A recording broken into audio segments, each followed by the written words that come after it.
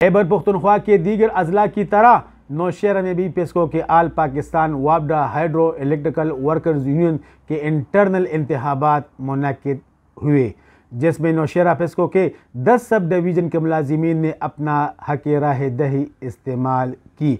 Election के लिए वापडा hydro union ने हर सब डिवीज़न के दफ्तर में पोलिंग स्टेशन कायम की थी, जहां पर यूनियन के वर्कर्स ने अपने मनपसंद पैनल को खुफिया राह दही के जरिए वोट कास्ट की। पोलिंग का अमल सुबह 8 बजे से शाम 7 बजे तक बगैर किसी वक्फे से जारी रहा। हर सब डिवीज़न के लिए 2-2 पैनल मदे मुकाबिल थे। पोलिंग के दौरान इलेक्शन के दफ्तर में काफ़ी गहमा गहमी थी। हर उम्मीदवार वोटर को अपने लिए राम करने में मसरूफ़ थे।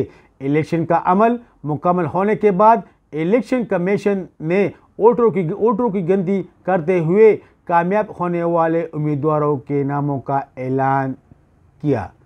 हारने वाले उम्मीदवारों ने कामयाब होने वाले उम्मीदवारों को मुबारकबाद भी दी, जो हमारे मुल्क के सियासतदानों के लिए एक पैगाम है।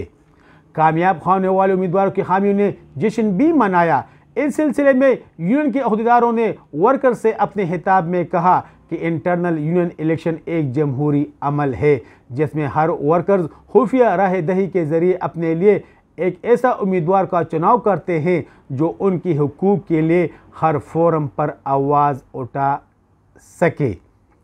और आज जो उम्मीदवार कामयाब हुए वो यकीनन वर्कर्स की फलाह बहबूद के लिए और सारिफीन पेस्को के लिए दिलजोई से काम करेंगे।